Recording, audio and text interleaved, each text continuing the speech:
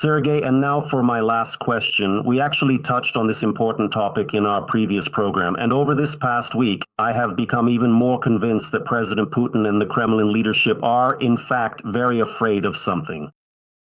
I had this feeling after Mar-a-Lago, and after that peculiar, somewhat strange, foolish story about the supposed attack on his residence. After that, we started having blackouts in Berlin. Well, German citizens, in their interviews, do not hide the fact that their main theory is that the Russian Federation is behind all of this. Yes, and I suppose you and I also lean toward that version, right? That this terrorist act was organized by them. In other words, they're going all in. On the other hand, they're keeping Putin's whereabouts classified. Putin isn't appearing anywhere. The Americans are warning their citizens, asking them to leave the territory of the Russian Federation, or at least write a will. That's also a rather strange approach, isn't it? In terms of working with their own population, and you can sense that some processes are happening there, but I can't figure out what they are without you. I think, by the way, there's an interesting connection with Venezuela here. Take a look at how Donald Trump just handled the situation that recently unfolded in Venezuela. He handled it in a way, you have to dig up old Soviet movies like TASS is authorized to declare. So a coup was being prepared in some African country, which, by the way, was filmed in Angola. I think they filmed it there. And partly in Cuba as well, the same thing. No, I think it was filmed in Angola. Right? And there, do you remember the conversation that took place between the CIA station chiefs? They discussed their actions and reflected, saying that if they had been more thoughtful and made wiser decisions at the time, they would have chosen to take a completely different approach in Chile, which could have changed the course of events. We would have carried out a coup in Chile under the slogans, "Down with the United States of America, let's protect our wonderful Allende," and so on. And you'll notice there's this fictional African dictator whom I believe the CIA station chief was selecting in TASS. He told me, you need to make a public statement, you need to strongly condemn American interference in internal affairs, and so on. And that's it. This lady, the vice president, she does everything exactly according to this template without any deviation. Guys, go rewatch TASS is authorized to declare. It's exactly the same, 1-to-1. Everything was done exactly as it was written there. I mean, like, she said, no, there's no American influence. We'll sort things out ourselves here. But at the same time, they said they're ready to come to an agreement with America and so on. And pay attention to this as well, the most important thing for the Russian Federation. Trump said that we don't need any opposition. Cuban, we don't need all those Democrats who won the elections there, because the most important thing is they won't be able to hold on to power. And here we remember another old story from Yuri Anatolievich Semenov, namely about the Americans. What were they negotiating about in Geneva with General Wolf, the SS Obergruppenführer? About who would hold Germany after Hitler. And Himmler had the strongest apparatus. And they said that they could very well cooperate with Himmler. Well, maybe not with him personally, because he was too bloody, but with his apparatus, so to speak. And that's exactly what happened in the FRG. They took Gehlen there, and with his help, they created a new intelligence service in the Federal Republic of Germany, also known as the FRG, and so on and so forth. So, in fact, it is actually a kind of throw forward, specifically aimed at the Russian Federation. In other words, all those security officials who are now in power, don't be afraid, we'll remove Putin, but you'll stay. But you'll just have to change your political orientation. You can say that the states are bad, not good, but the main thing is you have to do what benefits us. And accordingly, this will be appreciated. We won't hand any of you over. We won't upset anyone, nothing like that.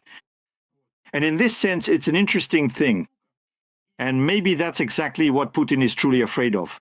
So this idea has been floating around, probably first started floating around in the Kremlin, apparently, that Putin has taken Russia too far. Because Trump reportedly got tired of trying to persuade him over the course of a whole year to end the war.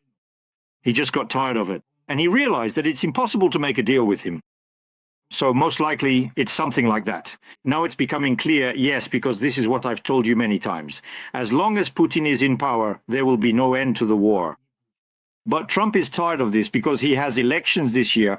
His situation in the States is absolutely disastrous. He needs to come out on top. And now he has two horses, Venezuela and Ukraine with Russia. Yes, and depending on exactly how he manages and handles these two very different horses, by the time July arrives, whatever he manages to get accomplished or achieve, that's what he will take with him into the fall election campaign, which, let's say, will at the very least allow him to hold on, to avoid a complete disaster and not lose absolutely everything. Congress, unless something unexpected happens. And in this sense, Putin is making things very difficult for him. Now, for an entire year in 25, Trump could afford it because it was the year after the election when he moved into the White House. But they told him, look, you lost. You lost 15 percentage points of support because of your ties to Putin. Even MAGA doesn't support you now. Major Telegreen is leaving you. Tucker Carlson has really had a disagreement with you. Republicans hate you. If you keep going like this, nothing good will come of it. For us. As for you, whatever, but for us, nothing will work out. For the Republicans and for MAGA. And I wouldn't rule out that they won't try to kidnap Putin. There's no point in kidnapping Putin, because you could kidnap Maduro, since that man isn't the leader of a nuclear power. He can be put in prison and tried like a drug lord, sentenced to life, 25 life sentences, and he'll serve them in an American prison. No, you can't do that with Putin. Putin needs to be eliminated. In other words, you can't leave him either, because he has big ambitions. He's not capable of making agreements. That is, over this past year, Putin has proven to the Americans that he is not someone you can make deals with. That's it. And they sent people to him. They sent Vitkov there 6 times, and Jared Kushner also visited him the last time. And all the gifts, everything, they were ready to give him absolutely everything. But Putin became someone you can't make agreements with. When a person becomes impossible to negotiate with, they get removed. And that's why them and Putin, he came up with this story about a violation, because basically he said, if you try to remove me, I'll retaliate. I'll bring out nuclear bombs and press all the red buttons. And after that, he disappeared. An interesting story. So now, of course, we need to keep our eyes and ears open and really, truly watch and carefully listen to what happens next.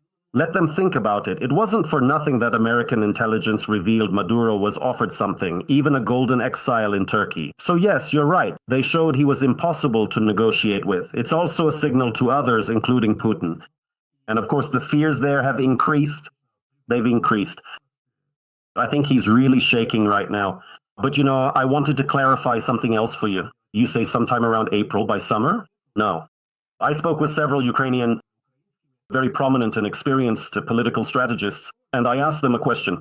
How much time does Trump have left? When will he be so deep into the election that he'll be completely tied up hand and foot by the mood of his electorate? You know what I mean, right? And so at least, and he'll show an allegedly pro-Ukrainian stance and act accordingly. Every one of them says the same thing. End of February, start of March. That's it. After that, the race is in full swing. And he'll already be forced to play to his electorate, to the Republican Party. So we don't have to wait that much longer, Sergey.